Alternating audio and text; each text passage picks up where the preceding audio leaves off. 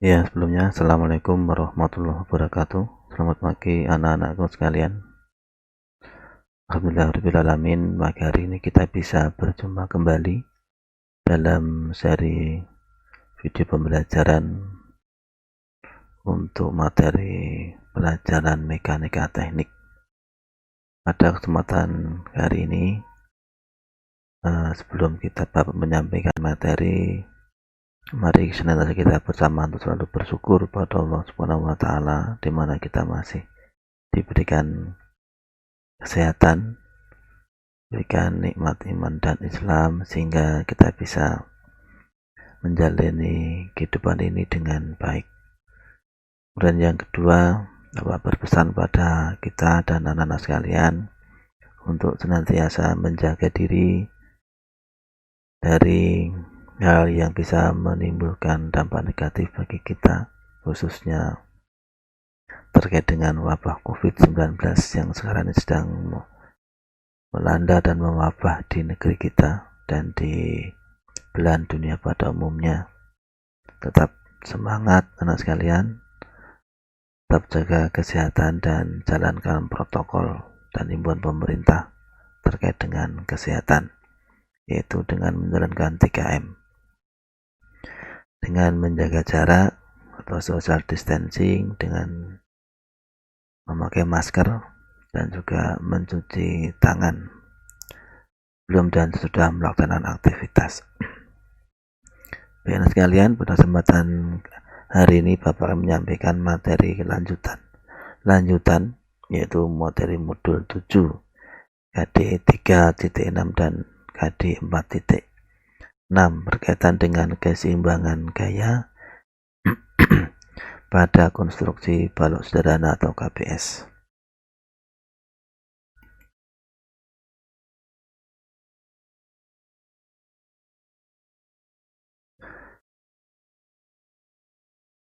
Nah, sekalian, konstruksi balok sederhana atau disingkat KBS adalah konstruksi yang ditumpu pada dua titik tumpu yang masing-masing berupa sendi dan roll.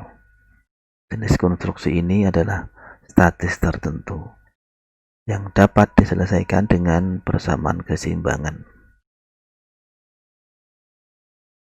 Nah, pada bagian pertama kita akan mempelajari yaitu KBS dengan sebuah beban terpusat. Kalian lihat di sini, ini A adalah tumpuan sendi dan B adalah tumpuan roll. Di sini ada rodanya, simbolnya. Dan di antara atau di sepanjang batang A ke B ini ada sebuah gaya. Dan gaya P dengan besar 7 kN membentuk sudut 60 derajat. Nah, kalian diminta untuk menggambarkan bidang SFD, NFD, dan BMD. SFD yaitu shear force diagram, normal force diagram, dan BMD adalah moment diagram, bending moment diagram. Sebelumnya kita perlu menguraikan dulu gaya P ini menjadi gaya vertikal, terpusat vertikal, dan gaya horizontal. Gaya yang vertikal atau PV kita uraikan menjadi P adalah PV atau P vertikal adalah P kali sin alfa. Sini kita uraikan, setelah kita hitung ketemu 6,1 kN. Kemudian P horizontal atau P kali cos alfa itu yang mengarah secara horizontal. Setelah kita hitung itu sebesar 3,5 kN. Selanjutnya, pertama kita perlu mencari besarnya reaksi tumpuan beban vertikal.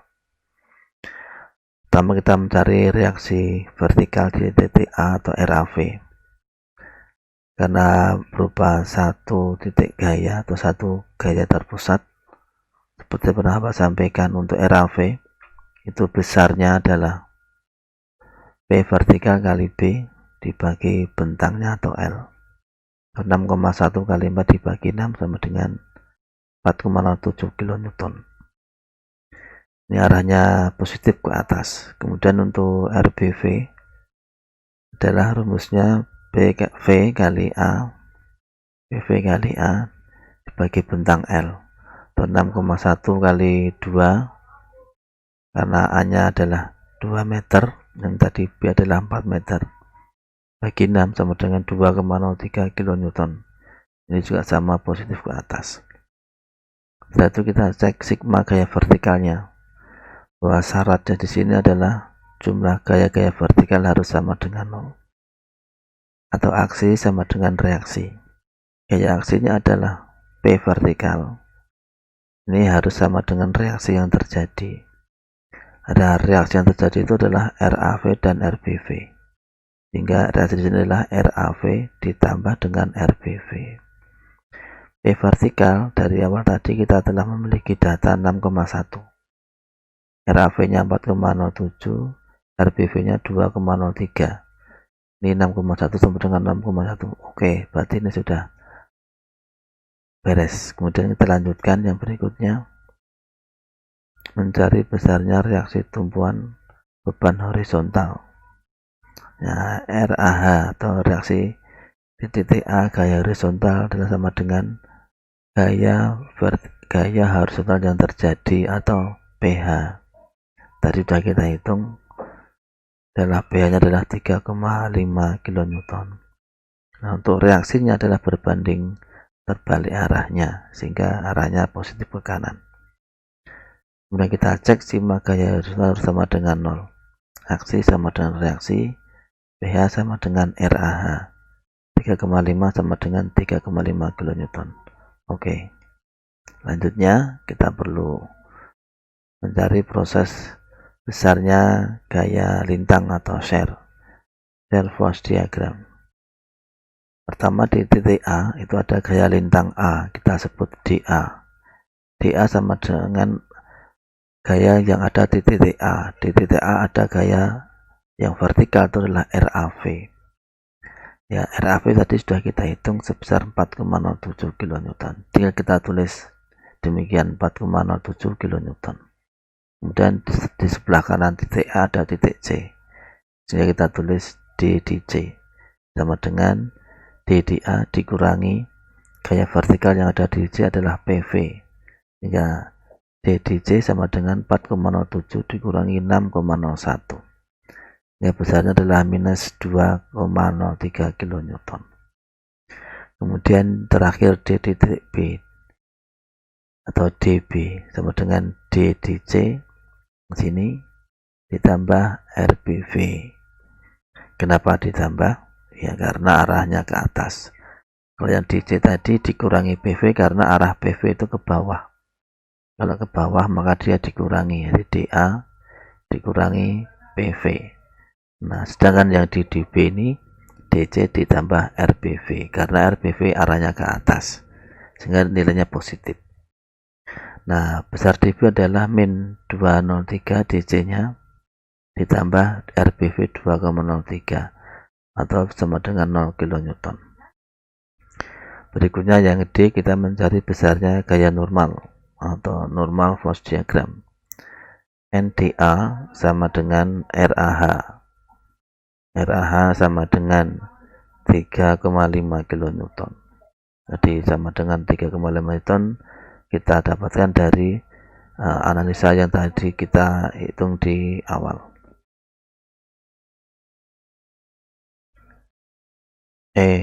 Berikutnya adalah kita mencari besarnya momen. Untuk nanti penggambaran BMD-nya, bending moment diagram. Nah, ada titik A, C, dan B. Kita pertama mencari titik momen di A. Momen di A sama dengan 0 kN. Kenapa 0? Karena dia tumpuan sendi. Jadi sendi itu tidak boleh menerima momen, maka besarnya 0 kN. Kemudian M di C atau MC sama dengan reaksi di A atau RAV dikalikan jarak dari titik A sampai titik C. Dari gaya di RAV ini, gayanya adalah RAV, kali jaraknya adalah sebesar A. Karena titik gaya ini sampai titik C itu jaraknya adalah sebesar A atau sejauh A. A sendiri besarnya 2 meter. Maka momen DJ sama dengan RAV kali A. Gayanya RAV, kemudian jaraknya adalah A. RAV ke atas dia positif. Ya, dia berputar searah jarum jam. 4,07 kali 2 sama dengan 8,14 kN. Itu M di titik C. Terakhir momen di titik B atau MB, dan langsung kita dapatkan 0 km karena momen di B ini, titik B ini berupa tumbuhan roll. Tumbuhan roll itu juga tidak boleh menerima momen, maka M di B sama dengan 0 km. Selanjutnya, nah sekalian inilah hasil akhir penggambaran bidang SFD, BMD, dan NFD. Pertama kali anak sekalian gambarlah bentang KBS dari A ke B sejauh 6 meter, karena A di sini 2 meter, B 4 meter. Seperti ini, seperti pada soal.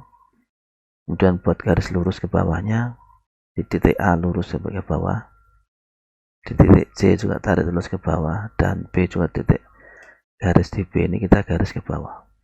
Nah, kemudian pertama kita membuat bidang SFD. SFD diperoleh dari tadi adalah DDA sebesar RAV dan mendatar lurus, terus ada PV dia turun sebesar DDC min 2,03, terus mendatar dan naik, di sini ada RBV plus 2,03 seperti ini. Yang di atas garis netral ini dia positif, maka kita arsir berdiri dan kita kasih tanda positif. Yang di bawah garis netral dia negatif, kita beri garis tanda arsiran mendatar atau horizontal seperti ini.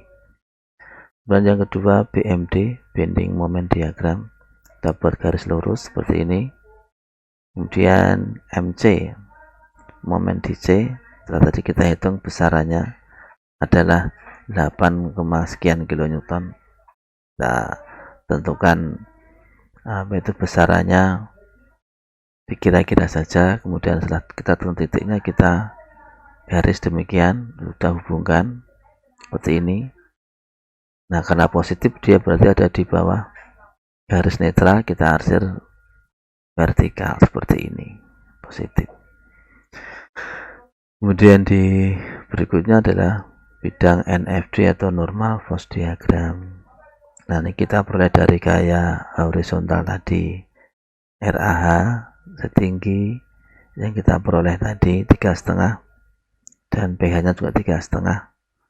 Ini 3,5 RAH ya, reaksi di AH adalah PH. Kenapa negatif? Karena di arahnya ke kiri ya, arahnya ke kiri seperti ini. Oke, nah sekalian, demikian untuk pembahasan KBS untuk beban satu titik dengan beban yang membentuk sudut alfa 60 derajat. Kemudian selanjutnya kita akan membahas KBS dengan dua buah beban terpusat.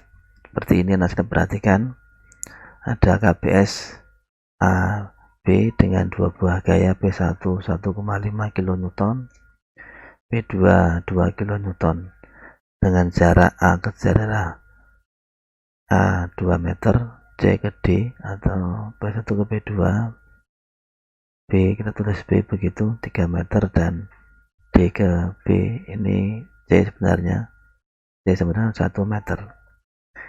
Nah, ditanyakan reaksi di tumpuannya RAV dan RBV nya, kemudian diminta untuk menggambar BMD dan SFD. Di sini tidak ada NFD karena tidak ada gaya horizontalnya. Baik, lanjut anak sekalian. Nah, yang pertama kita mencari besarnya reaksi tumpuan beban vertikal. Syaratnya adalah jumlah momen di titik masing-masing titik harus 0, baik di sigma MB maupun di sigma MA. Nah, sigma MB sama dengan 0 untuk mencari RAV-nya. Perhatikan di sini, sigma MB jumlah gaya momen di titik B. Jadi semua gaya kita kalikan jarak sampai titik B. Jadi RAV kali jarak sampai B adalah 8 meter, ya. Kemudian dikurangi 1,5 itu dari P1. Nah, P1 sampai B itu jaraknya 6 meter, jadi 1,5 kali 6. Kenapa dikurangi? Karena P1 ke titik B itu dia berputar berlawanan arah jarum jam, maka dia dikurangi. Kalau RAV ini karena RAV itu naik, nah dia terhadap titik B dia berputar searah jarum jam, sehingga dia positif. Berikutnya ada gaya lagi P2 2 kN. Nah, sampai titik B itu jaraknya 3 meter. Dia dikurangi karena P1 P2 itu juga arahnya ke bawah, karena ke bawah terhadap titik B dia seolah-olah berputar berlawanan arah jarum jam, sama dengan P1 tadi, maka dia dikurangi. Nah, setelah kita hitung, maka kita analisa RAV-nya adalah 1,5 kali 6 ditambah 2 kali 3 dibagi 8. Ini RAV-nya kita keluarkan sehingga semua tanda kembali positif. Jadi ketemu 1,875 kN. Kemudian untuk mencari RPV kita perlu menghitung jumlah momen di A sama dengan 0. Pertama, min RPV kali 8. Mengapa min RPV? Karena RPV ke titik A dia ke atas itu berarti seolah-olah dia berlawanan arah jarum jam, maka dia negatif, ya, kali jarak 8. Kemudian P2 sampai titik A itu jaraknya 5. Ini positif karena titik P2 terhadap A itu dia turun ke bawah, dan titik P2 itu ada di sebelah kanan dari titik A, maka seolah-olah dia begini arah jarum jam, sehingga dia positif. Demikian pula dengan P1, dia seolah-olah searah dengan jarum jam, maka jaraknya maka tandanya positif. Kemudian kita analisa, kita hitung RPV-nya ketemu 1,625 kN. Nah, itu kita cek sigma gaya vertikal sama dengan 0, aksi sama dengan reaksi. Kita jumlah P1 plus P2 di 3,5, RAV plus RPV. Nah, kita hitung juga sama 3,5. Oke, lanjut. Kemudian yang berikutnya kita mencari besarnya gaya geser atau shear force diagram. DDTA adalah, kita langsung tentukan gaya lintang di titik A itu ada RAV sebesar 1,875. Kemudian D di titik C, ini kita tulis RAV atau DA begitu, dikurangi P1. Nah, RAV tidak dikurangi karena dia ke atas, dia positif. Kemudian kita mendatar sama terus sampai ketemu gaya vertikalnya ada P1 di titik C. Dia dikurangi karena P1 turun ke bawah, sehingga RAV kurangi P1, ketemu 0,375. Ini masih positif. Kemudian D titik D adalah D di C dikurangi P2. Kenapa dikurangi? Karena P2 turun ke bawah, maka dia negatif. Ketemu min 1,625 kN, sudah negatif. Kemudian di B, D titik D ditambah RB adalah min 1,625 ditambah 1,625 sama dengan 0. Oke, berikutnya kita menghitung momennya, mencari besarnya momen BMD. MDA dan MDB sama dengan 0 karena merupakan titik yang timbulnya sendi dan roll, sehingga besarannya 0 kN. Kemudian kita mencari MDC. Nah, MDC sebelah kiri dari titik C itu ada gaya RAV atau gaya tumpuan reaksi di tumpuan. Sampai C jaraknya adalah A, maka MDC sama dengan RAV kali A. RAV kali A, hingga 1,875 kali 2 sama dengan 3,75 kN. Dia positif. Kenapa positif?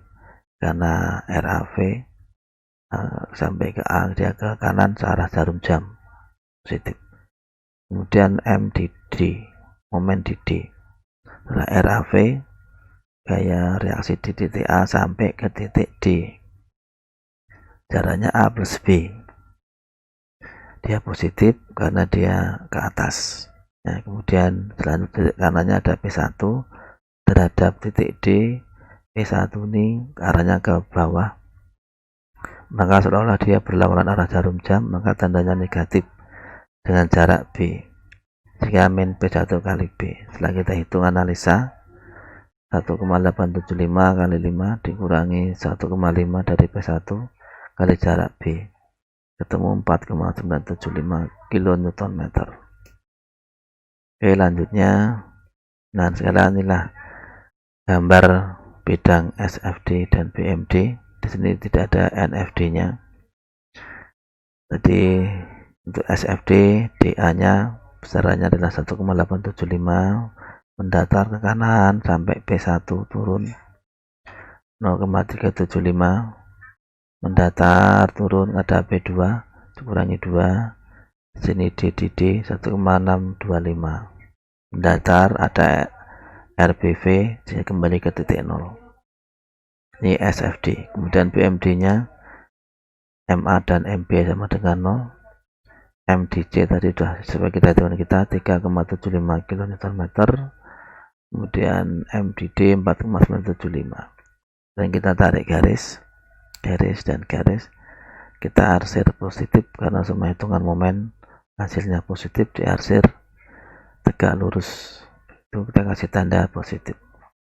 Untuk yang SFD yang di atas garis normal, itu tandanya positif, kita beri arsir vertikal seperti ini. Kemudian yang di bawah garis normal negatif, kita beri arsiran horizontal. Oke. Nah, sekalian demikian tadi jadi pembelajaran di modul 7 pada hari ini, hari Jumat ya sekalian ya, tanggal 6 ya, tanggal 6 November 2020. Terima kasih atas perhatiannya dan sudah menyimak video ini. Selanjutnya selamat belajar. Tetap semangat dan jalankan protokol kesehatan. Di sini Bapak tidak memberikan tugas atau LK, tapi silakan anak sekalian untuk menyimak, mempelajari tahap demi tahapnya dalam menganalisis, menghitung gaya-gaya DKB sederhana untuk yang beban terpusat pada hari ini. Demikian anak sekalian. Kalau ada pertanyaan silakan disampaikan, bisa melalui WA atau di link kelasmu setiap saat. Nanti Bapak pasti akan balas dan berikan solusinya. Demikian, ada kurang lebihnya mohon maaf. Bapak akhiri. Assalamualaikum warahmatullahi wabarakatuh.